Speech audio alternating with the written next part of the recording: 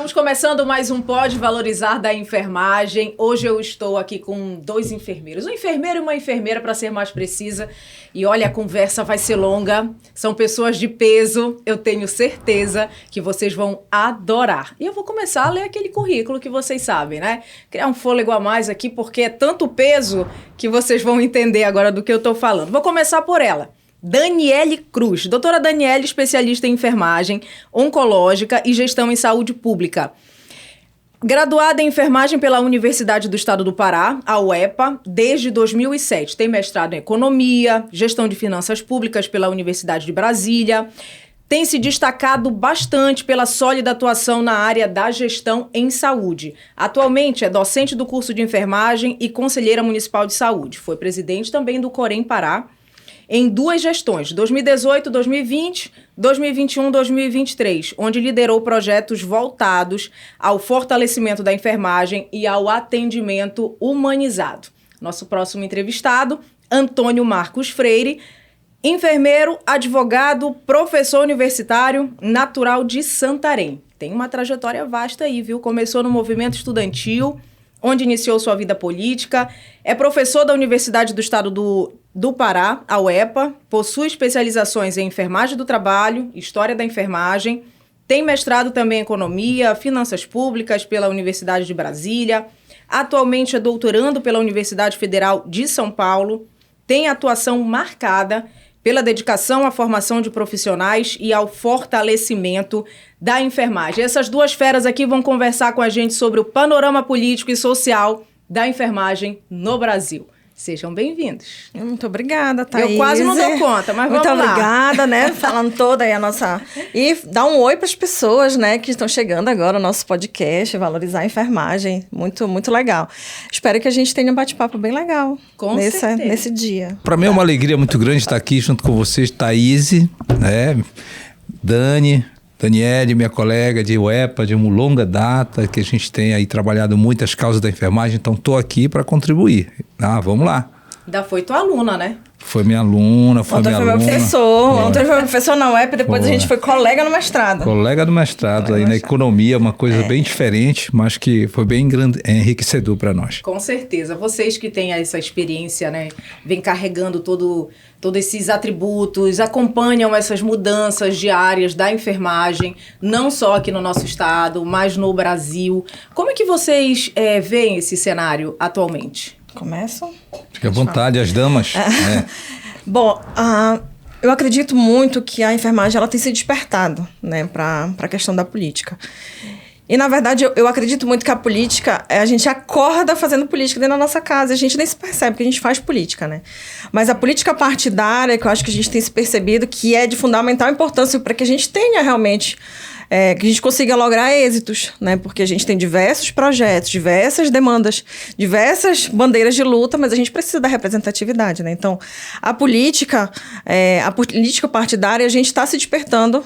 Eu falo assim que a gente está num processo ainda do gerúndio, né? Ou se despertando. Que a gente completamente não foi desperta, porque é uma categoria muito grande. Se a gente realmente já tivesse se despertado, a gente teria diversos representantes, diversas casas legislativas. Mas a gente faz política no dia a dia, a gente faz política dentro dos nossos locais de trabalho.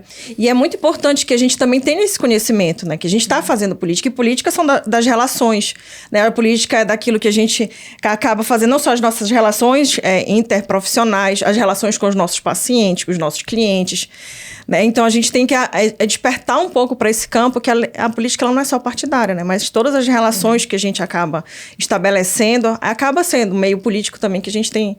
E a gente desenvolve política também a partir das políticas públicas de saúde, principalmente, né? Porque a equipe de enfermagem é a que mais está, né, dentro dos locais de trabalho, dentro dos postos de saúde, que mais faz parte do próprio Sistema Único de Saúde. Então, nós somos não só fazedores lá na ponta, mas a gente também tem que pensar, aprender a desenvolver, né, e a pensar a política pública também de saúde. Thaís, eu quero pegar o gancho aqui da Dani, mas dando um recuo no tempo, porque a gente tem, por exemplo, no currículo da enfermagem, uma formação lá antes da década de 70, muito voltado para aquela enfermagem ali dentro do hospital, obediente, prestando cuidados ao paciente, mas sem nenhuma perspectiva. E na década de 70 nós tivemos um processo no Brasil conhecido como reforma sanitária, que mudou muito a forma de pensar saúde, né, e desatrelava o Estado naquela época das mãos de um regime totalitário. Então isso expandiu muito as ações na área civil e a enfermagem cresceu bastante. O movimento sindical ele vem e cresce nessa perspectiva.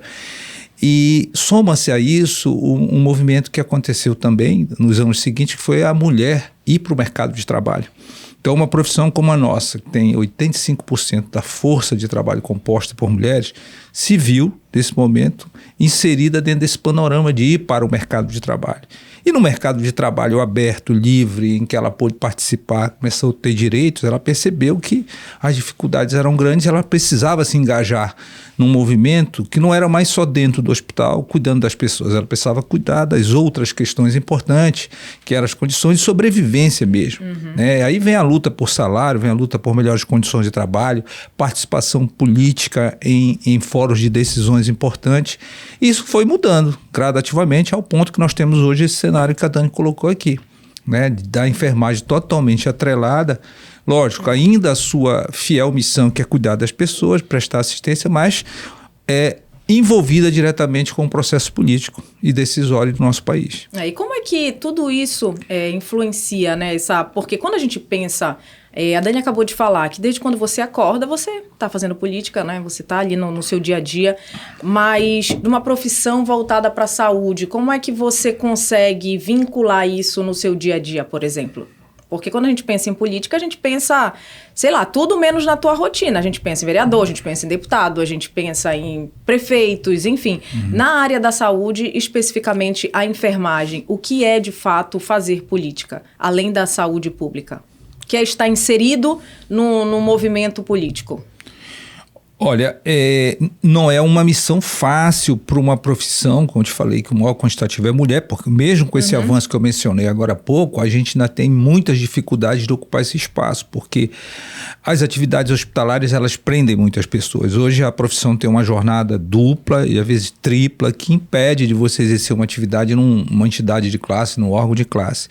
Mas o primeiro passo que a gente tem observado e que leva a essa consciência da política como instrumento de transformação é o movimento estudantil, né? Onde os alunos começam a aprender a dialogar com os demais colegas nas demais entidades, buscando melhorar as suas condições de trabalho, as suas condições de ensino. Então isso faz com que depois, no exercício da profissão, eles encontrem essa possibilidade de transformar a realidade dos seus trabalhos. Então fazer política é exatamente eles entenderem que lá no cotidiano de trabalhos deles é possível negociar uma série de ações que beneficia a profissão. Então você consegue fazer lá, por exemplo, a figura do RT, que é o responsável técnico hoje, que é uma figura importantíssima para o serviço de enfermagem. A vida dele praticamente é uma vida de debate político com a categoria e com os chefes dos hospitais para que haja uma implantação de serviços de qualidade que melhore a vida dessas pessoas. Olha só, e quando a gente fala em política, Dani, não tem, né, Antônio Marcos, esquecer, ou na verdade ficar ali às 30 horas, né? Foi uma luta muito grande que vocês continuam, sim, na verdade, nessa busca em trazer esse resultado, né? Lembro de alguns momentos em que você foi para a rua, levantou bandeira, conseguiu uma mobilização significativa da enfermagem e que a gente sabe que não é fácil. E que tanto que prova que ainda continua, né? Nessa batalha muito grande. Na minha época de movimento estudantil, cheguei para a rua algumas vezes, né? Nós chegamos a parar algumas avenidas, né, de queimar alguns pneus, né, defesa ali a nossa principal ali, do movimento estudantil era a minha passagem, mas eu nunca tomei spray de pimenta na minha cara, como eu tomei lutando pela enfermagem, né? Aí eu falo assim, mas o que foi, né? Por quê? Na verdade, teve uma reação e realmente um desses movimentos a gente estava ali, e a gente tomou spray, como muitas outras pessoas também já passaram por isso. Mas falar isso porque que é algo que, de uma profissão, que é uma profissão que é regulamentada, uma profissão que ela é majoritariamente de mulheres, né? E a gente precisou ir para a rua, e é como a gente precisa. Inclusive hoje, no dia da nossa gravação, finalmente, né, o presidente da CCJ, do Senado, ele designou um relator para uma PEC que é das 30 horas. Eu entrei na enfermagem com 16 anos, lá no início de 2002. Em 2002, a gente já tinha uma tramitação de um projeto de lei para 30 horas, ou seja, quando eu ingressei na enfermagem, né, já tinha um projeto de lei da 30 horas, que depois de alguns anos ele foi arquivado, e hoje a gente tem uma PEC, né, uma proposta de emenda constitucional, e que a gente está há um certo tempo parada na CCJ, sem designação de relator.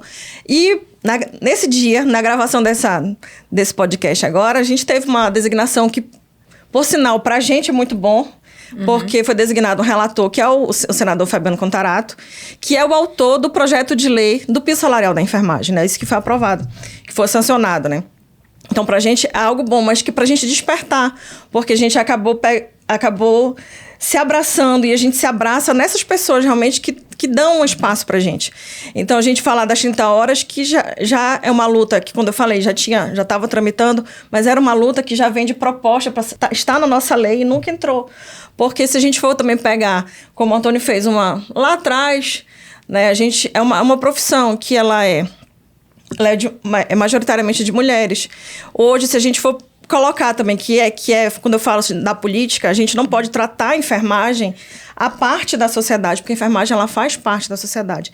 E se a gente está falando exatamente de uma profissão que ela é majoritariamente de mulheres, o que a gente ainda vive numa sociedade que a gente tem ainda?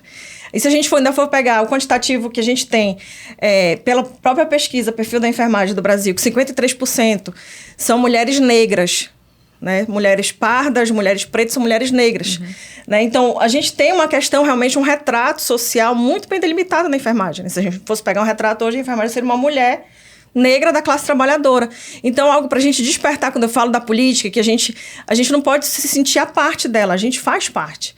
Mas para a gente fazer parte de movimentos é muito difícil, realmente, porque um trabalhador da enfermagem que passa de plantão de um para o outro, para ele, ainda no outro dia, ele está bem fisicamente para ir para o meio da rua, por exemplo, é muito difícil. Então, assim, quando a gente faz chamada, a gente precisa. E algo que veio agora acho que a pandemia também trouxe isso. Foi muito o uso das redes sociais, mas a gente não pode ser militante de rede social apenas, né? Então, vocês não acreditam... adianta só a gente ficar na rede social, a gente realmente precisa ter essa união também quando a gente precisa do presencial, né? Que isso é importante. E também diversos espaços, né? Sendo ocupados por nós, profissionais de enfermagem. Então, vocês acreditam que a questão da própria rotina, ela dificulta o fortalecimento de uma política mais favorável para a categoria? Sim, eu acredito que sim, porque se você pensar que a conquista de determinadas causas depende do movimento de massa de trabalhadores, como é o caso da enfermagem, que a enfermagem é uma profissão de trabalhadores, né? E essa conquista, dependendo dessa força, e você não consegue tirar ela de dentro dos hospitais, até porque existem hoje mecanismos que prendem a enfermagem. Quando você fala, por exemplo, em greve, você tem que ter um quantitativo lá mínimo para não ser considerada aquela greve ilegal. Então, você nunca consegue deixar o hospital em condições, ou deixar o movimento em condições de ir para o enfrentamento para aquela causa. E sem essa força não tem como você, por exemplo, alterar uma decisão do próprio Congresso, que hoje é a instância maior que decide sobre a enfermagem. Eu lembro que a gente começou essa luta que depois se transformou nas 30 horas e depois veio com a luta do piso, lá atrás com a luta do ato médico, que foi uma luta que uniu inclusive várias categorias, não era só a enfermagem, por conta de um projeto que regulamentava a medicina e tirava direito das profissões. E foi muito difícil ainda com a participação de todos, porque a quantidade de trabalhadores era pouco para pressionar o Congresso. Para você mudar uma casa que tem representantes em grande quantidade de categorias que dominam hoje a saúde, é muito difícil se você não for através da massa de trabalhadores pressionando mesmo ali. Esse ato aí da Dani falou de spray de pimenta, é aquilo que você pega porque está pressionando ali, não tem outra saída. Você pressiona para dar certo, avançar naquilo. Mas muitas das vezes é pouca gente. E a gente não consegue tirar do hospital por conta desse horário. O horário é rígido, né? Você entra 7, sai 13, entra 13, sai 19, pega 19 e sai 7 da manhã. Então não tem como você saía antes. E aí isso dificulta a mobilização. E mostra não só por isso, não só pela participação dos movimentos, né? Tão importante que a gente tem uma jornada regulamentada, né? Que mostra também a importância que é não só para participar, mas para a saúde do próprio trabalhador, né? Para que ele consiga ter qualidade de vida no trabalho, qualidade de vida também, quanto pessoa. Mas e se a gente tivesse, né, uma jornada regulamentada? Como é que nós estaríamos? Como é que seríamos? Mas será que isso é interessante para outras determinadas categorias? Será que não é por isso que ainda estamos? Né? Então, são reflexões que a gente precisa fazer, mas no contingente que nós somos, será que a gente não conseguiria reverter com representatividade? São reflexões que são necessárias a gente fazer. Dani, você esteve à frente, né, do Corém Pará durante 6 anos. Conta um pouquinho pra gente sobre essa tua experiência, sobre todos os projetos que foram colocados ali em prática e que eu tenho certeza que daqui a pouquinho o Antônio vai poder responder pra gente, né, sobre os projetos também que ele vem aí durante a gestão dele colocando para os enfermeiros. Thaís, eu assumi o conselho, eu era uma mulher mais jovem, né? Obviamente, 6 anos. Era mais jovem, mas era uma mulher. E foi depois de um lapso temporal de aproximadamente 18 anos, veio uma mulher, e uma mulher jovem, né? Para presidir o conselho. Acho que a primeira dúvida e expectativa ao mesmo tempo, né? Era de uma mulher jovem assumindo essa posição. Mas eu acredito que a gente conseguiu também desenvolver com um trabalho em equipe, né? Porque eu assumi a presidência, mas a gente tem um plenário, a gente tem um corpo de pessoas que estão colaborando com a gente. Mas eu também sofri preconceito por ser mulher. Ali naquele cargo, será que... E sempre fica naquela situação. Conta, será né? que ela vai dar conta? Será que ela é capacitada? Será que ela é capaz? Será que ela é isso, que ela é aquilo? Mas eu acredito que o maior desafio que eu tenha vivido foi a pandemia. Isso é inevitável. A pandemia foi o maior desafio. Acho que todo gestor, todo profissional, todo mundo. Foi o maior desafio que a gente viveu na nossa vida, foi a pandemia. E a pandemia veio de uma forma muito, muito forte, muito impactante, muito abrupta, muito assim, tudo. Né? Então, a gente teve que mudar, inclusive, o nosso perfil de atendimento, o nosso perfil de fiscalização.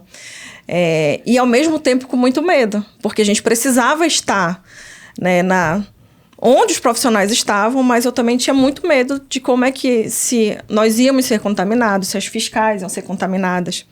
Né? Então, a gente tinha mas a gente precisava estar acompanhando, dar suporte para os profissionais. E eu me recordo muito que, principalmente eu ia com a coordenadora da fiscalização, íamos juntas e a gente ficava depois se monitorando, como é que tu tá. E acompanhando também os colegas que, infelizmente, iam adoecendo. Muitos colegas vieram a óbito, pessoas próximas da enfermagem vieram a óbito, nossa, não só pessoas pessoais. Então, acho que o maior desafio, sem dúvida, foi viver a pandemia. E ali também a gente percebeu o protagonismo da enfermagem, né? Que eu acho que é muito importante. E foi naquele ano, foi um ano que foi o ano de 2020, né? Que era o ano que era para ser o ano internacional da enfermagem, o bicentenário de Florence Nightingale, vamos falar da enfermagem em nível mundial. E a enfermagem acabou tendo destaque nas mídias do Brasil e fora do Brasil pelo protagonismo que ele realmente teve. E aqui no nosso estado, são 144 municípios que, para a gente chegar daqui da capital, é muito, muito difícil. E diversas reportagens começaram a sair de profissionais de enfermagem, né? Porque em muitos locais a gente não tem um médico, em muitos locais a gente não tem um odontólogo, o fisioterapeuta, fonoaudiólogo, mas a gente tem um profissional de enfermagem, né? E aí é muito importante a gente também não só dar destaque, e a pandemia ela trouxe isso, deu a visibilidade para a importância da profissão, né, o papel da profissão na saúde, na sociedade, mas também escancarou, né, as péssimas condições de trabalho, escancarou a falta de insumo, a falta de valorização, que eu acho que foi daí, inclusive, que a categoria começou sabe, aquela coisa, a gente já não suporta mais, a gente já não aguenta mais, porque escancarou realmente tudo isso que a gente vive. A enfermagem, ela é uma profissão que ela tem um protagonismo que a gente sabe que ela tem, que a gente vivencia isso, que a gente vive isso e a gente explana isso, mas a sociedade, infelizmente, culturalmente, é reconhecido que é uma determinada categoria da área da saúde que não é a nossa, que é uma categoria que sim, é uma categoria que ainda é elitizada. E a gente que é o chão de fábrica, né? Mas a pandemia ela veio para dar pra mostrar a importância de vocês, né? É verdade. Olha, Dani, quando você fala sobre a questão dos nossos municípios, da dificuldade de se chegar, Eu lembro muito da minha tia, trabalhando lá no interior de Bragança, na estrada que fica entre Bragança e Viseu, e ela era a referência. Era como se ela fosse a médica. Ela atendia toda a comunidade, e era sábado, era domingo, era feriado, todo mundo, sentiu uma dor de barriga. Deixa eu correr lá que a Arlete vai me ajudar. A gente já sabe o nome da Arlete, Antônio, pra gente fiscalizar. Ela infelizmente não tá mais entre nós, infelizmente. E a minha avó ficava dizendo, minha filha vai descansar. Ela, não, e aí, não dá, mamãe, agora não, eu tenho que atender. Tinha acidente, e eu era pequena, mas eu lembro, e as pessoas se acidentavam na estrada, né? E chegavam lá todo, sabe, cabeça cortada, e tinha que suturar e tudo, e ela dizia assim, bora comigo? E eu dizia, bora, eu vou. Eu só fazia entregar pra elas, me dá tal coisa. E eu ficava assim, ó, de lado, entregando, que eu não queria ver sangue, não queria ver uma cabeça aberta, o povo todo ferido. E realmente foi um momento, assim, da minha infância que marcou demais por conta da profissão dela e da dedicação que eu via que ela tinha, sabe? Realmente... É um amor muito grande que vocês têm em cuidar das pessoas. E esse trabalho você vem desenvolvendo, continua desenvolvendo à frente do Corém, não é isso, Antônio Marcos? É isso mesmo. E agora que eu descobri porque tu tem afinidade com a nossa profissão. Tá no sangue. Realmente, nós continuamos com os desafios, eles não acabam, não cessam, né? Como a Dani colocou, nossa profissão, ela tem muitos desafios para superar, especialmente para que ela tenha condições de desenvolver uma assistência de qualidade. A gente tem batido na tecla disso em todos os fóruns que a gente pode discutir, porque nós temos um potencial muito grande para ajudar a resolver os problemas de saúde, em todas as áreas, seja ela hospitalar ou atenção primária.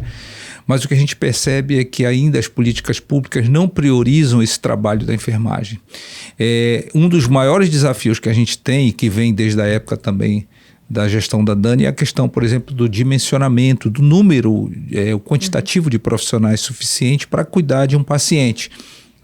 Em síntese isso, e que por várias razões, inclusive do próprio judiciário, a gente não alcançou e não alcança esse objetivo. Então a gente tem aí hoje hospitais fazendo tratamento, fazendo série de intervenções altamente complexas, mas que a assistência de enfermagem ela tem limitações por causa de pessoal. Então como é que um enfermeiro, um técnico vão prestar uma assistência de qualidade boa, segura, se essas pessoas são em número limitado? Elas não conseguem produzir dentro daquele padrão que a gente sabe que existe para a enfermagem.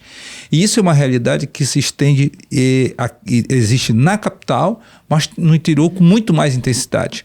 Porque o interior, infelizmente, pelo estado que nós temos, grande, a gente não consegue acompanhar, não só nós do Corém, mas as vigilâncias do estado não conseguem acompanhar. Lá os problemas são piores, porque falta de tudo. Tá?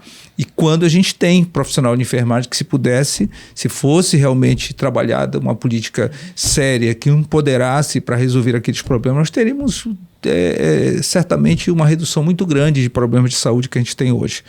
Então eu acredito que a maior luta nossa é essa, porque a gente está vendo a solução ali, mas as políticas públicas não dão ao enfermeiro o profissional de enfermagem essa condição. Inclusive, eu aproveito para perguntar o seguinte, hoje você está direto aqui no Corém, mas já esteve representando o nosso estado lá em Brasília, no COFEM. Sim. As discussões, né, a nível estado, como é que funcionam por lá? Como é que o enfermeiro que está aqui, a enfermeira que está por aqui, pode se sentir representado em meio às políticas que são discutidas lá?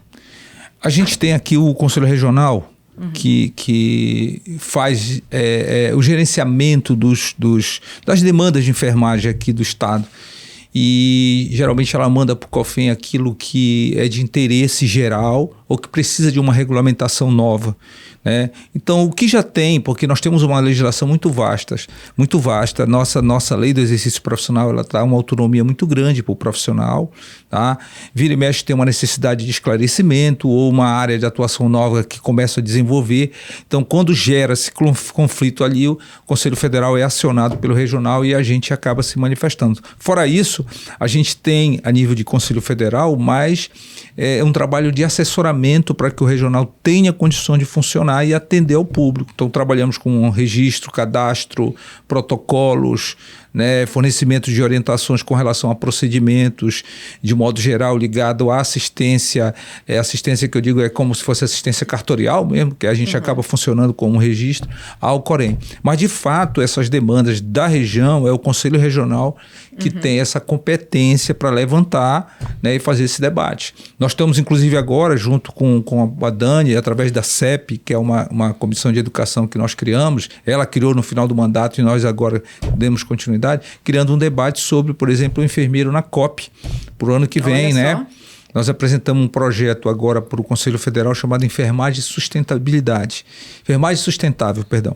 Que é para a gente fazer uma série de ações aqui no ano que vem para demonstrar para a sociedade, mostrar para a sociedade o trabalho que o enfermagem vem fazendo nos diversos locais aqui e que tem sustentado as práticas públicas de saúde.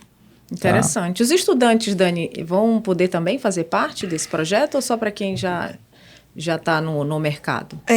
A autarquia ela é voltada para o profissional, né? Mas a gente sempre também abre para os estudantes. E esse debate da COP30, né, que todo mundo fala, né? E eu sempre falo muito qual é o legado da COP30 para a gente que está aqui, né? Sim. E a gente pensar realmente em mudança climática, pensar em Amazônia, a gente precisa pensar também nas pessoas que estão na Amazônia, as pessoas que moram na Amazônia, né?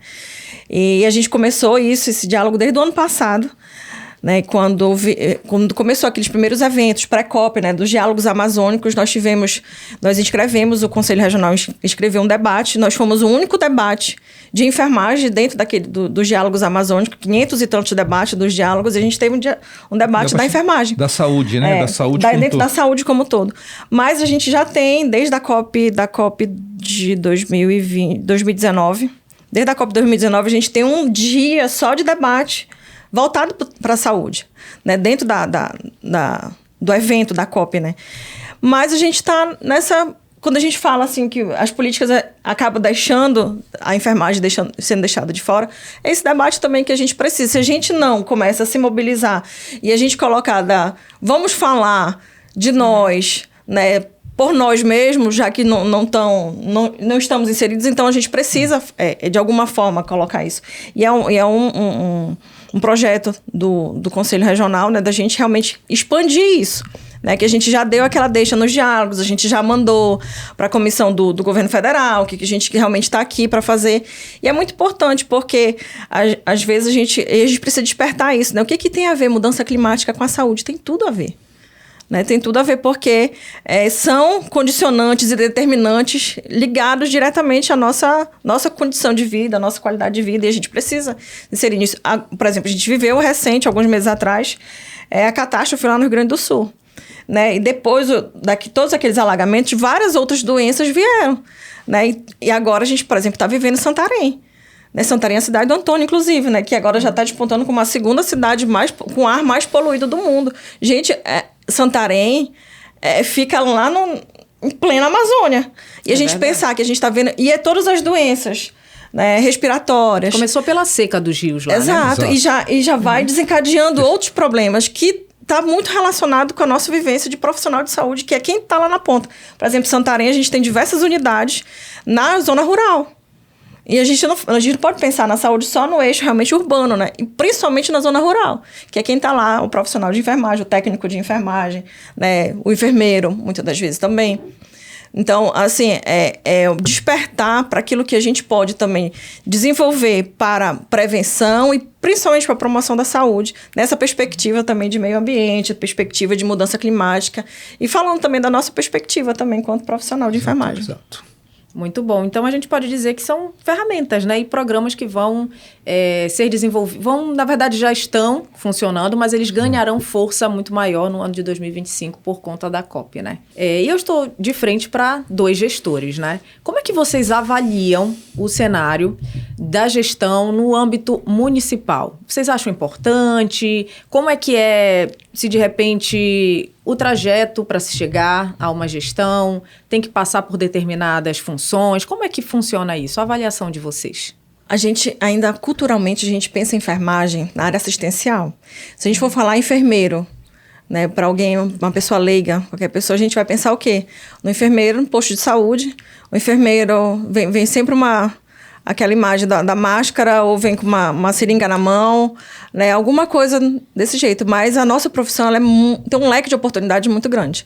E a gente nós somos divididos em áreas, né? Então tem a área assistencial, tem a área da docência e da pesquisa e tem a área da gestão. E dentro da formação de base, né? Das escolas de enfermagem, das universidades, a gente traz, né, muita formação voltada realmente para gerenciamento hospitalar, gerenciamento de unidade básica, gerenciamento da atenção em saúde, gerenciamento dos serviços de saúde, né? Então, o enfermeiro ele tem essa formação e, claro, depois pode ir se especializando. Então, a gente trabalha em eixos realmente divididos em grandes áreas da enfermagem, que é para além da assistência, daquilo que culturalmente pensa-se do enfermeiro. E o enfermeiro é o principal gestor, se a gente for pegar, realmente, dividir os gestores dos municípios, da saúde do município, em categorias, em profissões, boa parte são enfermeiros e enfermeiras, né? Até por conta dessa formação. Mas, se a gente for subir um pouco, né, dos municípios passar para o estado, a gente ainda está aí já diminui um pouco, né? Mas a gente sabe que é muito importante que a gente assuma esses espaços, deixando legados, né? Que isso é muito importante, deixar legado tanto para a população, porque o papel do secretário de saúde é desenvolver políticas, né, aquelas políticas que são vindas desde do Ministério, as políticas que são desenvolvidas por meio das conferências municipais de saúde, né, para que fique realmente para o município, para que possa ser um legado para a população, mas que também seja um legado para a profissão. Isso é muito importante. Por que ser um legado para a profissão?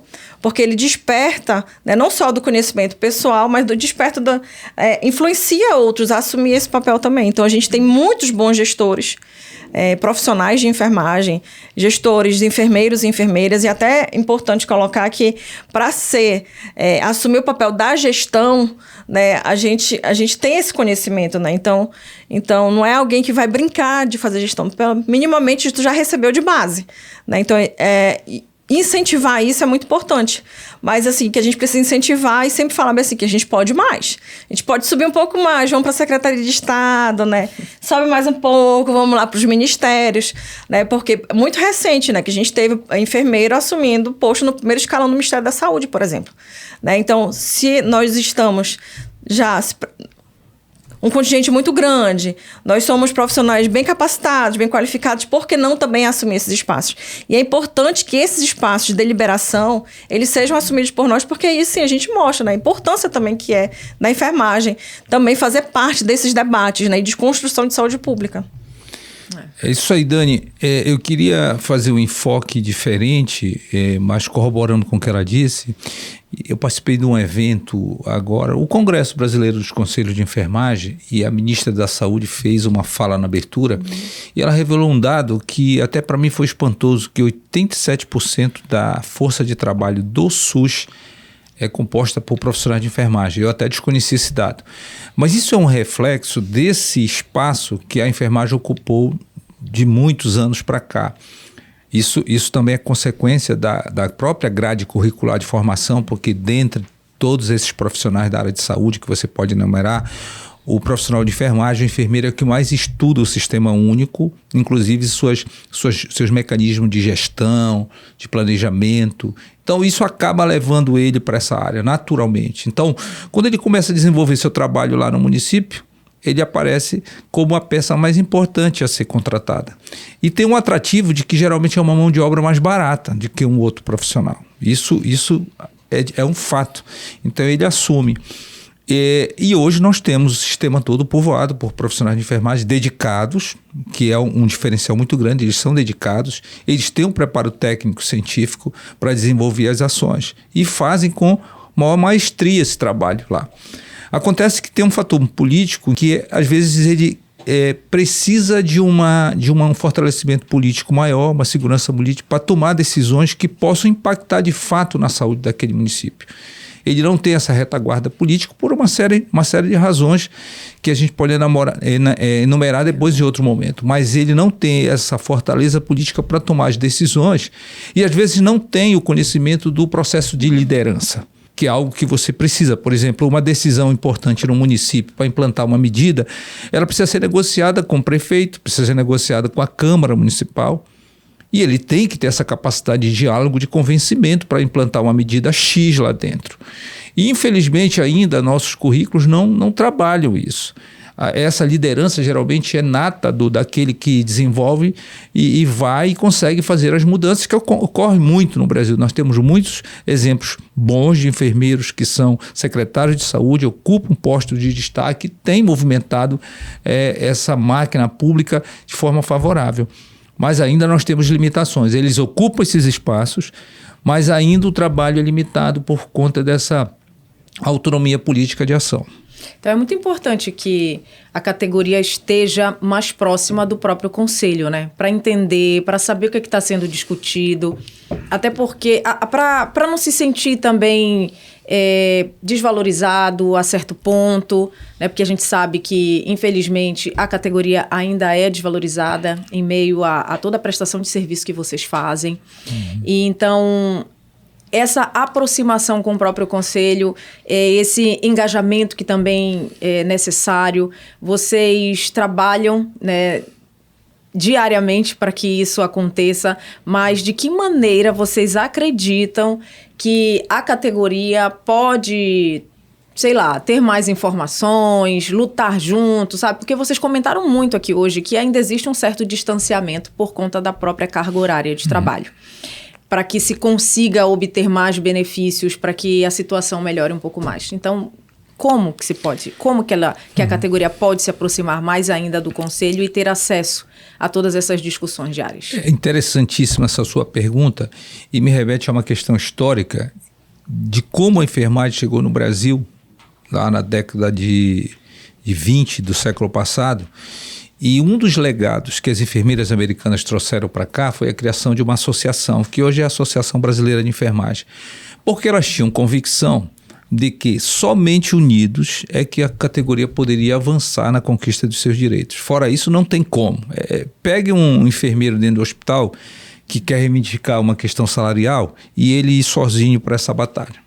Ele vai ser logo perseguido e talvez até demitido, exonerado.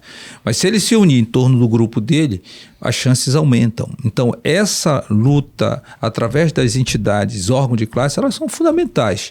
Tá? Isso já está consagrado em todas aquelas categorias que avançaram e hoje tem representatividade exemplar e que têm conquistado seus direitos. O que nós temos feito para tentar atrair mais as pessoas, né, os profissionais para esse universo do debate político, da atuação política?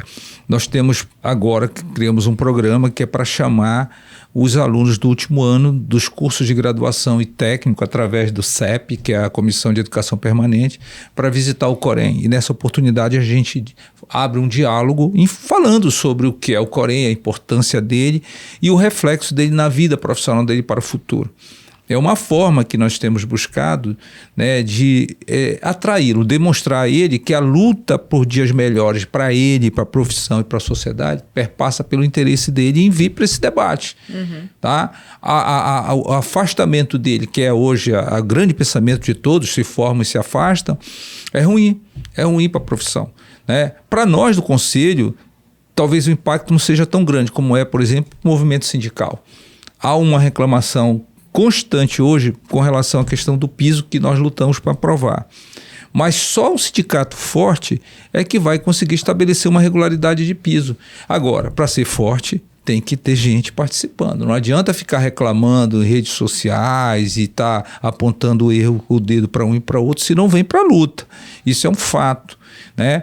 É lógico, que eu não estou para defender o sindicato, mas de fato o sindicato carece desse trabalho hoje também. A Dani nem para defender, nem para jogar pedra.